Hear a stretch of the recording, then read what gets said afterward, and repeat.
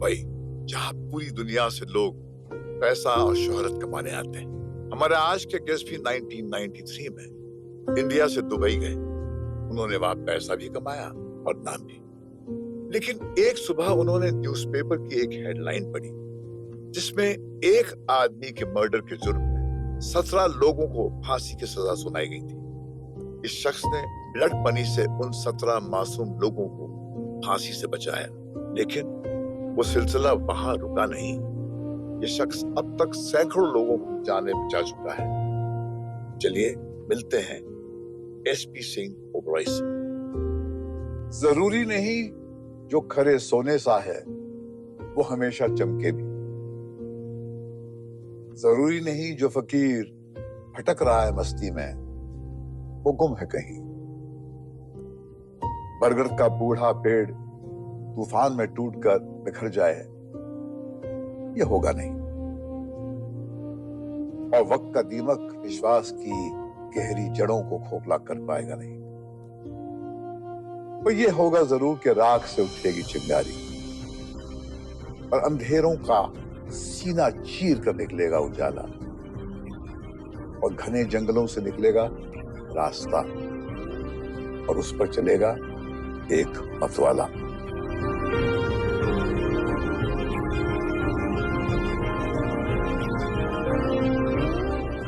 चांद की तस्वीरें तो हमने देखी हैं, मगर जब हम चांद को करीब से देखते हैं तो उसकी रोशनी कहीं हमारी रूह में उतर जाती है। कुछ ऐसा ही हमको महसूस हो रहा है इस वक्त आपके सामने बैठकर आपको महसूस करने में। ये चांद पूरी तरह चांद तभी कहलाने के लायक होगा जब उसके ऊपर जो दाग लगा है उसकी हम बात करें। तो क्यों ना हम अपनी बात उस दाग से शुरू करें। बचपन में वो जो दाग था जब आप ताश खेल रहे थे। वो जो ताश वाली बात है ना जी, वो मैं सारी जिंदगी में ना भूला हूं ना भूलूंगा। और वो दिन था जब मैं बचपन में हम 4-5 लोग ताश खेल रहे थे, छिपकर खेल रहे थे। तो मेरे सामने जो आदमी बैठा था उसने बोला कि तेरे पापा आ गए। उम्र कितनी थी आपकी? मैं उस टाइम था कोई 9-10 साल का। जैसे मैं संभला ताश छोड़कर मैं भागने लगा आगे, तो मेरे पीछे पीछे भागे। तो उनके हाथ में इतना सा एक डंडा था, तो उन्होंने डंडा घुमाकर ऐसे मेरे मारा, तो जो यहाँ लगा और मैं करता करता मैं एकदम गिर गया। घर जाके फिर बहुत मार पड़ी। और वो दिन है और आज का दिन है, मैंने ताश पकड़ कर नहीं देखी। तो इस वक्त जब आप वो पिटाई को याद करते हैं, वो पिटाई के पीछे जो प्यार है वो आप महसूस करते हैं? जी, आज मेरे को ये पता चलता है ना कि उस टाइम तो हम बोलते थे, खींचते थे कि क्या ये मार रहे हैं मेरे को, ये कर रहे हैं, वो कर रहे हैं, गुस्से हो रहे हैं। लेकिन उनके जाने के बाद, जब मैं इस मुकाम पे पहुंचने के बाद मालूम पड़ा कि वो बहुत सही थे। अगर उस दिन उन्होंने ना मेरी पिटाई की होती तो पता नहीं मैं किस माहौल में कहाँ चला जाता। दादाजी से आपका बहुत लगाव था। दादाजी से लगाव था, लेकिन इतना नहीं था जितना मैं उनके पिताजी के साथ क्लोज था, मेरे परदादा जी। अच्छा। उनकी और मेरी दोस्ती थी। तो जब भी मैं यहाँ गवर्नमेंट कॉलेज रोपड़ में मैं पढ़ता था तो हॉस्टल में रहता था। तो 500 गज में हमारा घर था, जहाँ मेरे सारे रिश्तेदार रहते थे। लेकिन फादर ने मेरे ने बोला था कि नहीं, तू घर में रहकर नहीं पढ़ पाएगा, हाँ, तो हौसला तेरे जाओ। को हॉस्टल में रखना है। और दादा और परदादा दोनों जो थे ना, दोनों ने उंगल पकड़ी होनी आपस में। और हर फ्राइडे को और वेडनेसडे को मेरे हॉस्टल में आ जाते थे, क्योंकि वो बहुत शौकीन थे मीट मुर्गा खाने के ना, बहुत शौकीन थे। तो हॉस्टल में बनता था 2 दिन, तो वो फिर खाना खाने शाम को मेरे पास ही आते थे। तो लोग भी सब, मेरे दोस्त भी हंसते थे, उनको पता था कि जोड़ी आ गई। तो बोलते थे अभी पाली, मेरा निकनेम पाली है, तो बोलते पाली तो तेरे दादा परदादा दोनों आ गए। तो दादाजी हमारे ने लाइफ में कभी ड्रिंक नहीं की, मेरे कभी? फादर ने कभी ड्रिंक नहीं की। लेकिन मेरे परदादा जी थे, वो डेली ड्रिंक पीते थे। और उनकी तो उम्र 100 साल के ऊपर थी। अच्छा। लास्ट टाइम मेरे को याद है कि जब उनकी डेथ हुई है, तो सब लोग खड़े थे। तो उन्होंने मेरे को आवाज मार रहे थे कि पाली को बुलाओ, पाली को बुलाओ, क्योंकि हम प्याले थे दोनों। तो उस टाइम उन्होंने मेरे को बोला कि मैंने आंखें समझ गया। जब मैंने उसकी आंखें देखी हाँ। तो कहते डॉक्टर नहीं चाहिए, कुछ नहीं चाहिए। अभी मेरे को देखा तो मैं इशारा किया, समझ गया। मैं अंदर गया, फटाफट जाके मैं रम लेके आ गया। अच्छा, आंखों से उन्होंने कहा आपको? हाँ, इशारा मैं समझता था ना जी उनका। मेरे को पता 2 पीते थे वो। फिर दूसरा लेके आया, वो आधा पिया उन्होंने। आधा पी के मेरी तरफ देखा ऐसे, तो मैंने गिलास पकड़ के नीचे रखा और ऐसे उनका कंधा था, और वही वो डेथ हो गई। आपके बिल्कुल कंधे पे। कंधे पे रखकर, और आखिरी टाइम भी वो ड्रिंक लेके तो फिर वो डेथ हुई उनकी। उसके बाद में सुना कि आपके ताल्लुकात आपके पिताजी से कुछ ठीक नहीं रहे। एक्चुअली पिताजी से नहीं, ताल्लुकात ठीक थे, सब कुछ था, लेकिन वो अपनी जगह सही थे, मैं अपनी जगह ठीक था, क्योंकि मेरी उम्र ही ऐसी थी। कितनी उम्र थी आपकी? जब मेरे हुए उस टाइम मैं पढ़ता आईटीआई कर रहा था, क्योंकि मैं 10 पढ़ा, 10 पढ़ने के बाद मैंने आईटीआई चला गया, आईटीआई में कोर्स किया डीजल मैकेनिक का। लेकिन पिताजी का वही था, 2-3 साल के बाद बोलते नहीं पढ़ना है, सो गैप पड़ गया। उसके बाद फिर मेरे को रोपड़ कॉलेज में डाल दिया, फिर पढ़ाई की 1 साल। जब वापस आ गया तो फिर मैं दोबारा नहीं रुका वहाँ। फिर एक दिन उन्होंने तंग आकर मेरे को बोल दिया कि इस घर में भाई या तो तू रहेगा या मैं रहूंगा। तो मैंने बात टाल दी, मैं कहा चलो मजाक करते हैं, कोई बात नहीं। 3 दिन निकल गए तो कहते भी तूने क्या सोचा है? मैं जी किसके बारे में? कहते मैं तेरे को बोला था कि या इस घर में तू रहेगा या मैं रहूंगा। फिर मैंने सोच के मैं कहा भी मेरे भाई हैं, बहनें हैं, मदर है मेरे, सबको तो इनको खाना कौन खिलाएगा? तो मैंने बोला जी आप रहो, मैं जाता हूँ। तो फिर मैं घर छोड़कर चला गया था वहां से। उस टाइम मेरी उम्र कुछ 17-18 साल की थी। जब मैं जाने लगा तो मेरे को आवाज मार के बोलते हैं तेरे पास पैसे कितने हैं? देखो यहाँ आ गया ना पिता का दिल, पैसे कितने हैं? मैं कहा मेरे पास 600 रुपया है। तो उन्होंने 1000 रुपया और दिया मेरे को, कहते ये रख, ये काम आएगा, लेकिन घर में तभी आना है जब कुछ तू बन जाएगा। वाह। तो माँ होती है, तो माँ तो फिर रो रही थी उधर। लेकिन फिर मैं छोड़कर फिर मैं निकला, और 1 साल के बाद घर गया फिर मैं। तो माँ के गले लगे कि पिताजी के? दोनों के? दोनों के लगा, दोनों के पाँव छुए मैंने, गले लगा। तो ये बातें सब जो उनके जाने के बाद अभी एक एक बात जब अकेला बैठते हैं कभी, तो फिर सब याद आती, पूरी फिल्म चलती है। लेकिन मेरे एक था कि मैं रिस्क बहुत लेता हूँ शुरू से लेके आज तक।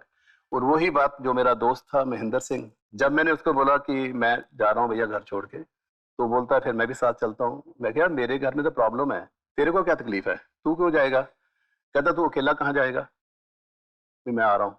वो भी घर छोड़कर आ गया मेरे साथ, तो हम दोनों के घर से निकल पड़े। इतनी सी उम्र थी, कभी गए नहीं थे अकेले। बस स्टैंड पहुंच गए तो कहाँ जाना है पता नहीं किसी को भी। जो बस जा रही थी हम उसी बस में बैठ गए। तो कंडक्टर बोलता कहाँ जाना है? मैं कहा यार बस कहाँ जा रही है? कहता ये सुंदरनगर जा रही है, हिमाचल डिस्ट्रिक्ट मंडी में। तो मैं 2 टिकटें दे रहे। एक दिन तो हम गुरुद्वारा में रहे, लंगर छक लिया। लेकिन दूसरे दिन मेरा अंदर से आवाज आई कि नहीं, जब हम सेवा नहीं कर रहे तो हमारा वहां रहने का और लंगर छकने का हमारा कोई राइट नहीं है। दूसरा पैसे थे हमारे पास, तो हमने वहां एक कमरा ले लिया किराए पे। तो हम अपनी रोटी आप खाने लगे, साथ साथ काम ढूंढने लगे। फिर एक दिन ऐसा आ गया कि हमने खाने के लिए पैसे नहीं थे हमारे पास। तो कहता आप क्या करेंगे? मैं कुछ नहीं करना, क्या है? हमने देखा वहां जो बोल्डर तोड़ते थे, पत्थर को तोड़कर ना एक चट्टा बनाते थे। तो मैंने ठेकेदार से बात की, मैं कहा यार, कहता 13 रुपये देंगे, एक चट्टा तोड़ना है। तो मैं कहा ठीक है। वो बोलता पत्थर तोड़ेंगे हम? इतना पढ़ लिख के, हम उस टाइम बोलते थे बहुत पढ़े लिखे हैं, हमने प्रेप की थी, लेकिन तो कहता नहीं मैं नहीं। मैं कहा तू आराम से बैठ, मैं तोड़ लूंगा, तो शाम को खाना अपनी कमाई से खाएंगे। तो जब सब कुछ आ गया तो एकदम एक गाड़ी रुकी, उसमें 2 हिंदू जेंटलमैन थे, वो बड़े अफसर थे। गाड़ी रुकी, मेरे को ऐसे बुलाया उन्होंने, मैं छोड़कर वो थोड़ा वगैरह कहीं, तो मैं आया इनके पास। तो मेरे को बोलता है क्या कर रहे हो? मैंने कुछ नहीं, पत्थर तोड़ रहे हैं। कहता पढ़े लिखे लगते हो। मैंने प्रेप की है और जानते हो कुछ? मैं कहा जी मैंने मैकेनिकल का कोर्स किया हुआ है, डिप्लोमा मेरे पास, इनके पास भी डिप्लोमा, हमने इकट्ठे की थी आईटीआई। कहते शर्म नहीं आती? तो मैं कहा शर्म किस बात की, हम चोरी थोड़ी कर रहे हैं, जब लुटमार थोड़ी कर रहे हैं, अपनी कमाई से खा रहे हैं। मैं क्या पत्थर तोड़ेंगे, शाम को पैसे मिलेंगे, हम गुजारा करेंगे जब तक जॉब नहीं मिलती, लेकिन भीख नहीं मांगेंगे। बैठो कहता गाड़ी में उठाकर ले गया सर वहाँ। तो वो जब जाके देखो तो बहुत बड़ा उसका ऑफिस। फिर बेल मारी, उनको बुलाया, कहते हैं इनका रिटर्न टेस्ट लो। टेस्ट लिया, हम पास हो गए। फिर वो बोलते हैं कि इन दोनों को अभी गाड़ी में बिठाओ, और पंडो डैम बन रहा था वहाँ कुल्लू मनाली की तरफ, कहता उसमें ले जाओ, वहाँ इनका प्रैक्टिकल दे दो। दोनों को वहाँ ले गए, हमने काम किया हुआ था तो प्रॉब्लम थी नहीं। तो उसी दिन से हम दोनों को जॉब मिल गई वहाँ मैकेनिक की, 398 रुपये। अब तक याद है आप? वो कैसे भूल सकता सर, मैं तो अभी ऑफिस में जाओ मेरे ना, अभी दुबई में भी जैसे मैं बैठता हूँ तो मेरे साथ ड्रॉर है, तो वो जो मेरा आइडेंटिटी कार्ड था वो अभी तक मेरे ड्रॉर में पड़ा हुआ है। तो जब भी मैं अपनी औकात से बाहर जाने लगूँ ना, तो वो खोल के देखते हैं तो वो कार्ड जो है वो मेरी औकात पे ले आता है।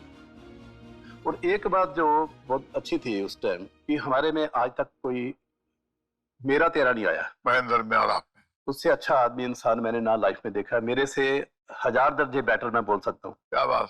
क्योंकि जब सैलरी आई ना हमारी 1 महीने के बाद, तो हम कहते कहाँ रखें, क्योंकि अलमारी नहीं, कुछ नहीं वहाँ। तो वो बोलता है कि ये हमारा पिल्लो है ना, एक ही पिल्लो था हमारे पास, तो उसके गिलाफ के अंदर कहता हम डाल देते हैं।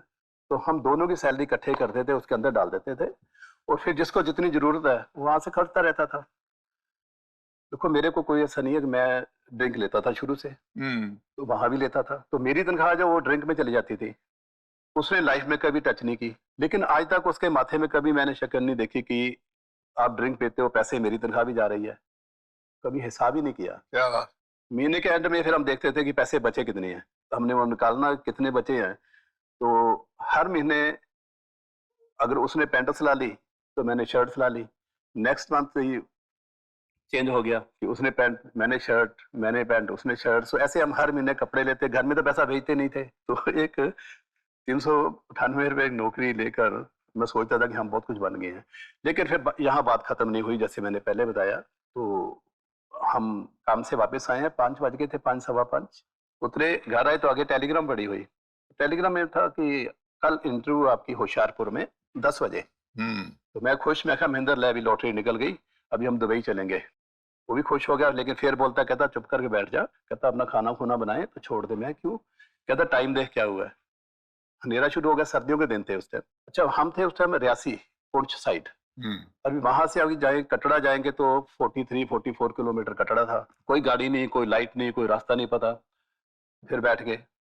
फिर मैं उठा, मैं कहा यार महेंद्र मैं तो जाऊंगा। कहता कैसे जाएगा? मैं कहा यार 44 किलोमीटर सारा पैदल चलते हैं। मैं कहा देख टाइम क्या हुआ, हम वहां पहुंच जाएंगे 6-7 घंटे में। फिर मेरे को बोलता, कहता अब तू पक्का पागल हो गया है, तो तू जा, मैं तो नहीं जाऊंगा। रास्ते में जंगल पड़ता है, इतने जानवर है। मैंने अपना सोटी उठाई, डंडा और झोला उठाया अपना। तो मैं कहा चल तू कर आराम, मैं निकलता हूँ। मैं चल पड़ा। अभी इतना ही गया हूँ मैं, तो मन में मेरे था कि अभी आवाज मारेगा, ठहर जा मैं आता हूँ। उसने आवाज नहीं मारी। मैं थोड़ा और आगे गया, मेरे कदम थोड़े स्लो हो गए। फिर उसकी आवाज आ गई, ठहर जा मैं आता हूँ। फिर वो भी साथ। फिर हम दोनों दोनों ने हाथ पकड़े हुए, इधर सोटियां पकड़ी हुई। तो कहता जाना किधर है? मैं कहा छोटी रोड नहीं पकड़नी, जो बड़ी रोड है उसको छोड़ना नहीं है, हम कटरा पहुंच जाएंगे। हवाएं आए सर ऐसी कि छां छां की आवाजें। पिया भी जंगल उस टाइम, मैं कहा दिसंबर जनवरी का दिन था ये। डर कि कोई भी जानवर आएगा। फिर हमने पाठ शुरू कर दिया, चौपाई साहब का पाठ। यानी जात थे अपने को, पाठ तो हम करते थे। हमरे करो हाथ दे रक्षा, पूर्ण हुई चित की इच्छा। सो एक तुक मैं पढ़ रहा था, एक वो पढ़ रहा था। तो करते करते हमने पता नहीं कितने पाठ कर दिए कि पता ही नहीं चला कि हम पाठ पूरा पढ़ते पढ़ते आपने जंगल जंगल पूरा हमने बियाबान जंगल 44 किलोमीटर। 3:15 बजे हम कटड़ा पहुंच गए। 3:45 बजे बस पकड़ी हमने। 9:45 बजे हम होशियारपुर पहुंच गए। निकले, सामने होटल था अंबर, उसमें गए। अभी जाके बैठे हैं, चलो यार पहुंच गए। दोनों बैठे हैं तो उसका आवाज आ गई कि सुरेंद्र पाल सिंह। तो जाते के साथ ही जाते साथ 10 बजे इंटरव्यू शुरू थी ना जी। अंदर गोरे बैठे थे 3-4। उन्होंने हमारे सर्टिफिकेट देखे, 2-4 क्वेश्चन जो करने की है, तो सिलेक्ट कर लिया उन्होंने। तो महेंद्र सिंह फेल हो गया वहां। अच्छा। तो फिर मैं कहा यार मैं भी नहीं जाऊंगा, क्योंकि उसने देखो, उसने सर इतना मेरे लिए किया, घर भी छोड़ा, सब कुछ किया उसने। फिर वो मिन्नतें तरले करके मेरे को इमोशनली ब्लैकमेल किया उसने। कहता देख तू जाएगा ना, 2-3 महीने के बाद तू मेरे को बुला लेगा उधर। तो फिर कर आके उसने, तो फिर मैं दुबई पहुंचा। फिर 3-4 महीने बाद वो भी दुबई, उसको बुला दिया गया, वो भी आ गया दुबई। हमने हमने भाई कन्हैया की कहानी सुनी है कि वो जंग में अ, सिखों की जो फौज थी उसके जख्मियों को पानी तो पिलाते थे, मगर मुगलों के जो जख्मी होते थे उनको भी पानी पिलाते थे। और फिर जाके फौजी उन्हें गुरु गोविंद साहब से शिकायत की कि ये अजीब कन्हैया है, ये दुश्मन को भी पिलाता है। तो गुरुजी ने कहा कि भाई ऐसा क्यों करते हो तुम? तो उसने कहा कि भैया मुझे तो सब में वही नजर आता आप है। नजर आते हैं। और फिर गुरुजी ने कहा कि हाँ साहब, अगर फर्ज के लिए लड़ना भी हमें चाहिए तो लोगों की जान भी हमें बचानी चाहिए, वो दोस्त हो क्या दुश्मन हो क्या। बिल्कुल। कुछ ऐसा ही किया आपने जाकर वहां नहीं पर। बिल्कुल, देखो जब गनैया जी की जब शिकायत की ना उन्होंने हाँ। सिखों ने कि ऐसा कर रहे हैं, तो गुरु साहब ने ये बोला कि आज से जहां तुम पानी पिलाएगा वहां उनको मलहम भी लगाया कर। आहा। तो फिर वो जब पानी पिलाता था तो जख्मियों को वो मलहम भी लगाते थे वो। आपने तो लोगों की जान बचाई है, सुना, आपने अपना पैसा लगाया है, आपकी 98% इनकम जो है आप लोगों की सेवा में लगा देते हैं। सर एक स्टेज आ जाती है हर इंसान के लाइफ में, हम्म, जब वो खुद सोचता है कि अभी बहुत हो गया, जो चाहिए था मेरे को मिल गया। शुक्राना करते हैं भगवान का कि हमने जो सोचा था वो सब पा लिया, दिया उसने ना।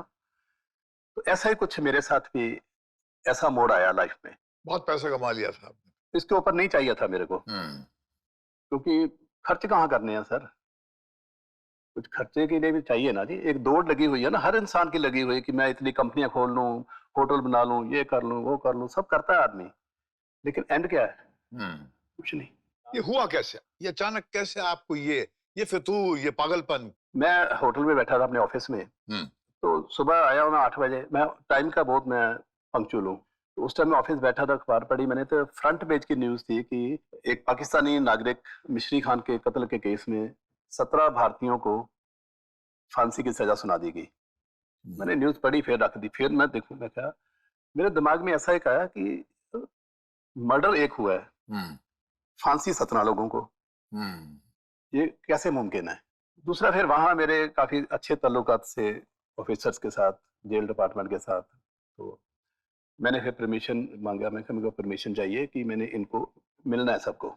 वैसे भी आप भी जानते हैं कि पूरा वर्ल्ड में जिस आदमी को फांसी की सजा सुना दी गई है, उसको आप ऐसे नहीं मिल सकते, हम आमो सामने बैठ नहीं सकते।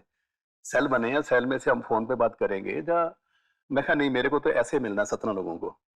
फिर उन्होंने स्पेशल परमिशन ली और मैं जेल में गया। जैसे अंदर गया तो वो मेरे पाँव पकड़ रहा है, कोई कुछ पढ़ रहा है, अंकल बचा लो, अंकल बचा लो। रीजन की कभी भी वो, उसको फांसी दे दी जाएगी, उससे पहले दी गई ना कईयों को फांसी, हम्म। तो वो डर रहे थे। मैंने बातचीत सुनी, उनको बोला मेरे को सारा कुछ बताओ, हुआ क्या है, असलियत क्या है। चलो, सब कुछ मालूम होने के बाद मैंने मन बनाया कि नहीं, इनकी हेल्प करनी है। तो वो केसेस मैंने सॉल्व किए, मेरा नंबर सारी जेलों में चला गया, बहुत फोन आने शुरू हो गए, क्योंकि आदमी बहुत फंसे हुए थे वहां। उस टाइम 129 लोग थे जिनको फांसी की सजा हुई हुई थी, और 27 केस थे ऐसे, डिफरेंट डिफरेंट। तो फिर एक केस, दो केस करते करते कोई अभी 25-26 केस तो मैंने सॉल्व कर दिए हैं ऑलरेडी। तो उसमें से कोई 117 लोगों की फांसी जो है वो माफ हो चुकी है, और वो अपने अपने घरों में जा चुके हैं। जब मैंने 2-3 केस ऐसे सोल्व कर दिए, तो कई बार हुआ सीआईडी पकड़ कर भी ले गई। आपको? हाँ, वो तो होना ही था, पता था मेरे को ना जी। तो इसके लिए मैं फुली प्रिपेयर्ड था। जब मैं भी जाता था ना, तो मैं बता के जाता था कि मैं जा रहा हूँ, अगर इतने घंटे में नहीं आया तो फिर आप कार्रवाई शुरू कर देना। तो जब इतने केसेस होने शुरू हो गए, उनको पता कि यार ये उसी की हेल्प कर रहा है, गलत केस नहीं पकड़ रहा ये। तो इसमें मेरे को, जो मेरी सोसाइटी थी वहाँ, इंडियन पंजाबी सोसाइटी में हम लोग थे, और जो हमारे यार दोस्त थे, तो वो सब मेरे को ये बोल रहे थे कि तू अच्छा वाला काम कर रहा है, तेरे को क्या जरूरत है, तेरे को तू गवर्नमेंट से पंगा ले रहा है। मेरे दिमाग में था नहीं, मैं तो जाऊंगा अमरीकी में, केस लड़ूंगा इनको। ये अंदर से आवाज आई गई, मुझे हाँ, बचाना है। बस उसमें सर क्या है, एक ना वहाँ जो लॉ है ना, क्योंकि मैंने लॉ के अंदर रहकर काम किया सारा, कानून के बाहर मैं नहीं गया बिल्कुल। अगर कानून के बाहर जाता तो मैं भी अंदर बैठा होता अब तक। तो वो शरीयत लॉ जो ना, उसके मुताबिक ये है कि अगर आप मारने वाले को और मरने वाली की दोनों फैमिलियों को आपस में कॉम्प्रोमाइज करा देते हो, और आप बिटवीन उनके आ जाते हो, बिचौले बन के आ जाते हो, तो पैसे देने पड़ते हैं, कोर्ट में केस लड़ने पड़ते हैं। तो मैं तो सारा दिन कोर्टों में ही रहता था, सुबह 8 बजे चले जाना, तो शाम को 2-2:30 तो बजे। घर वालों ने नहीं बोला आपको कुछ? ये क्या मेरी हो गया आपको? मेरी वाइफ सबसे ज्यादा मेरे अगेंस्ट थी। कहती जब फोन करती हूँ आप बोलते हो मैं जेल में हूँ, मैं कोर्ट में हूँ, तो कहती है कौन सा नया काम शुरू कर दिया, और सारे क्रिमिनल हैं जिनको आप बचा रही हो, उन्होंने मर्डर किए, ये किया, सब किया, क्यों बचा रहे हो आप? आप बचा क्यों रहे थे? देखो ऐसा था सर, जितने लोग थे, जब मैं उनको मिला जाकर, उनसे बातचीत सुनी, तो उन्होंने ये बताया कुछ लड़कों ने कि इन लोगों को हम जानते भी नहीं है। होता क्या है कि आपस में इनका झगड़ा होता है, जैसे 300-400 लोग रात को भिड़ पड़े आपस में, उनमें से 15-20 जख्मी हो गए, हॉस्पिटल ले गए उनको, एक की डेथ हो गई। एक की डेथ होगी। फिर वो उस एरिया से लोगों को पकड़ा जाता है।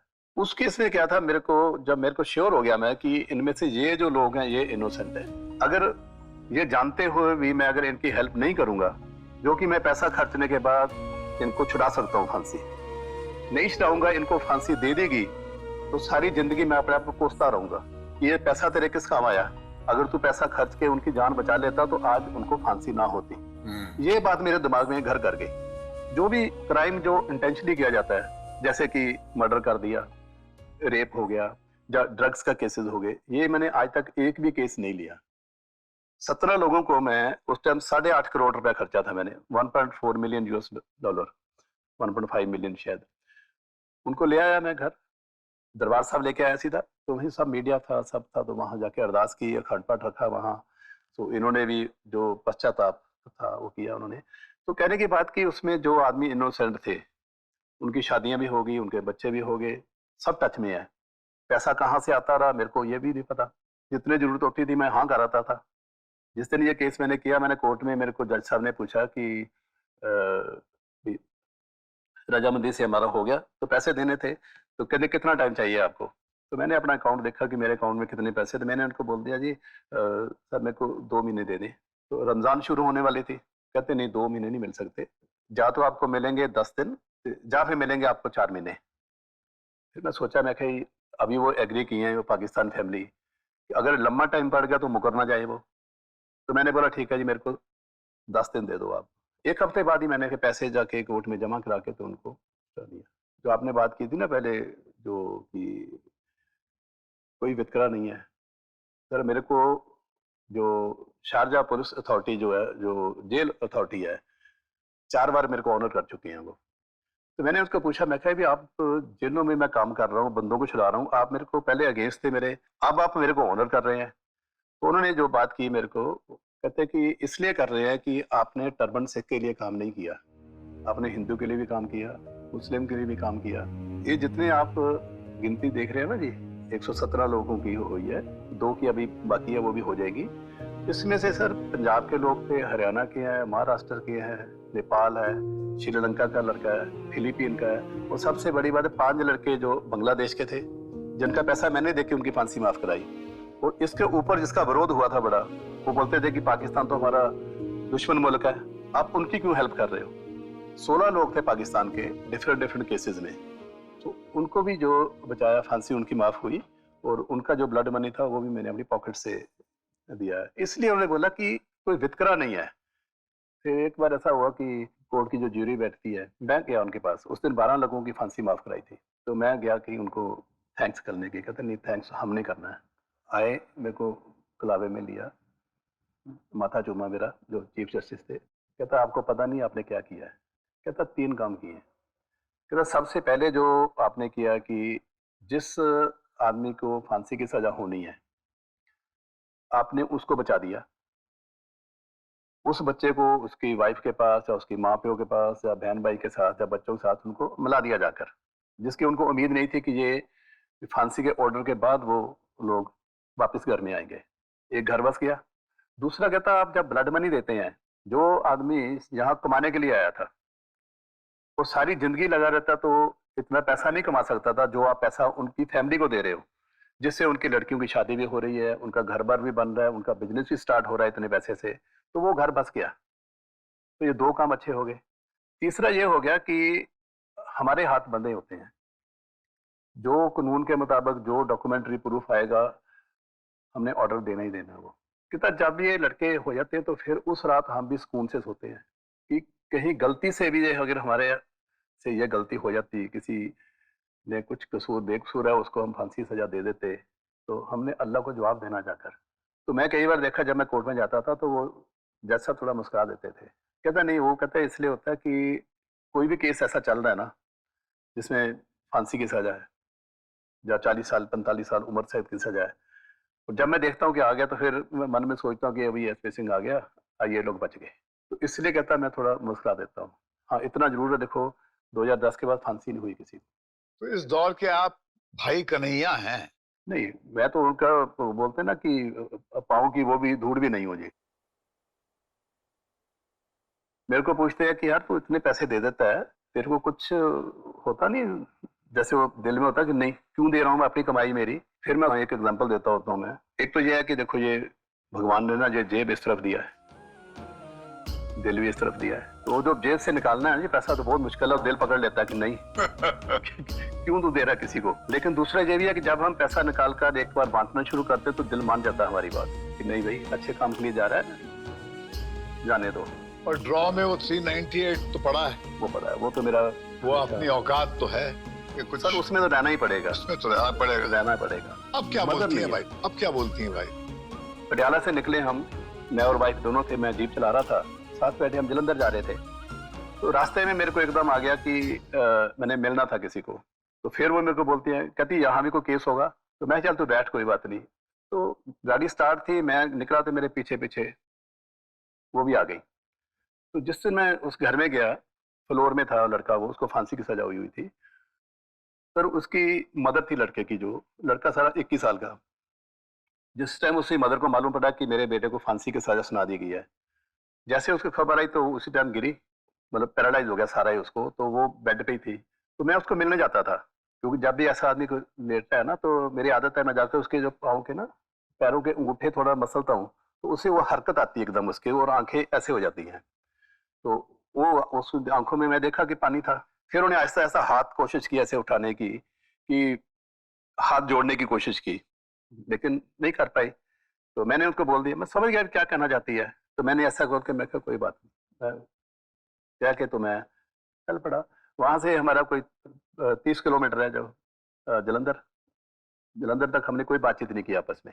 वहां पहुंचने से पहले मेरे को बोलती कि ये क्या कह रही थी। मैं क्या, ऐसे ऐसे उसके बच्चे को फांसी की सजा हुई, ये इसको चल गई है, और ये हाथ जोड़ के ऐसे आंखों में पानी बोल रही थी कि मेरे बेटे को ले आओ। तो कहती फिर लाते क्यों नहीं आप?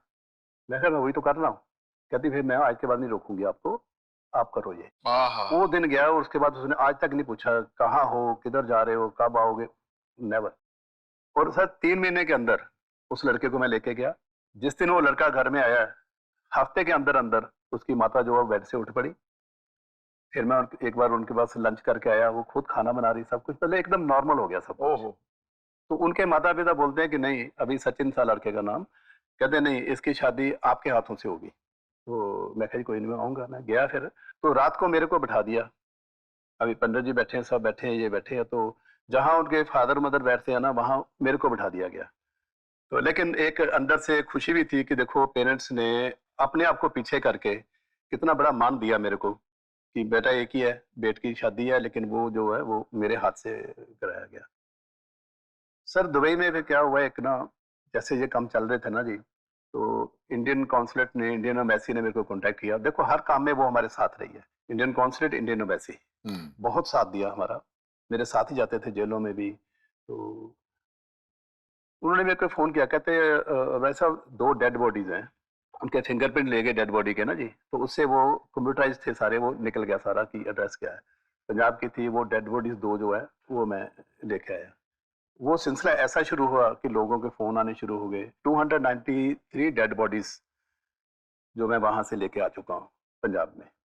जब आप बहुत घबराते हैं, जी आपका उदास हो जाता है, तो गुरु नानक जी की कौन सी बात है जो आपको पार लगा? पाठ जरूर है, कि मैं पाठ करता हूँ थोड़ा, तो उससे मन को शांति मिलती है, और कुछ ना कुछ रास्ता नजर आ जाता है मेरे को। घबराता तो मैं है नहीं। तो जब सफर अब भी जारी है, सफर जारी है। कहीं पहुंचे नहीं हैं। नहीं, अभी तक नहीं कहीं पहुंचे, अभी बहुत कुछ करने वाला बाकी पड़ा है। क्योंकि सर संसार में ऐसा कि किसी भी तरफ हम जाते हैं ना कुछ करने वाला पड़ा है वहाँ। इसमें लगता है कि लाइफ छोटी है, अभी टाइम नहीं है अपने पास। मैं सोता नहीं, सिर्फ 4 घंटे सोता हूँ जी मैं, इसके ऊपर मेरे को नींद आती ही नहीं है। तो मंजिल की तलाश नहीं है आप? पहले थी हम्म। कि मैंने अमीर बनना है, गाड़ियां होनी अब कोई चाहिए, मंजिल ये नहीं, अब कोई मंजिल नहीं है, अब ऐसी कोई मंजिल अब नहीं सिर्फ है। सफर ही सफर। बस सफर सफर है, बिल्कुल यू आर राइट। बाकी बच्चों को सेट कर दिया हुआ है। बच्चों से मेरी मदर मेरे बहुत साथ देती है। और आप हैरान रह जाएंगे कि दोनों बच्चों की शादी पे मेरा खर्चा जो आया है, 51,000 रुपया एक की शादी पे, 51,000 दूसरी की शादी पे। बस कोई कार्ड नहीं छपाया, कोई डब्बा नहीं, कोई रिसेप्शन नहीं, नथिंग, कुछ नहीं किया, किसी को नहीं बुलाया। गुरुद्वारा में शादी की, वो जो रसीद काटते हैं ना, 51,000 की रसीद काट दी, उसी में प्रसाद आ गया, उसी में लंगर आ गया, तो शादी हो गई। और साथ में ये भी बोल दिया उनको कि भाई अभी अपना कमाओ और अपना खाओ, मेरी तरफ मत देखना। मेरा जो पैसा है वो पब्लिक का पैसा है, वो ट्रस्ट का पैसा है, वो सारा पैसा ट्रस्ट पे खर्च होना है, उसके ऊपर मेरा भी कोई अधिकार नहीं है। तो कुछ जिंदगी ने हाथ पकड़ के हम दोनों को मिला ही दिया, क्योंकि हम भी जिंदगी कुछ ऐसी ही मोड़ पर है जहां पर लगता है कि सुबह हुई तो जाके किसी दूसरे के लिए क्या ऐसा कर दें जिससे वो जी। जिंदगी में एक कदम आगे बढ़ जाए। क्योंकि अब कितना कमा लोगे, क्या खा लोगे, क्या पहन लोगे? आप मेरा ही एक चेहरा है जो वहां बैठा हुआ है, बस। Thank you. Thank you sir, thank you ji. तेरा तेरा तोल के नाम गुरु का बोल के तूने नानक नाम बड़ा किया, नानक नाम बड़ा किया। तेरा तेरा तोल के नाम गुरु का बोल के तूने नानक नाम बड़ा किया, नानक नाम बड़ा किया। चल के गुरु के ग्रंथ की राह पे लेके नाम वाहे गुरु का,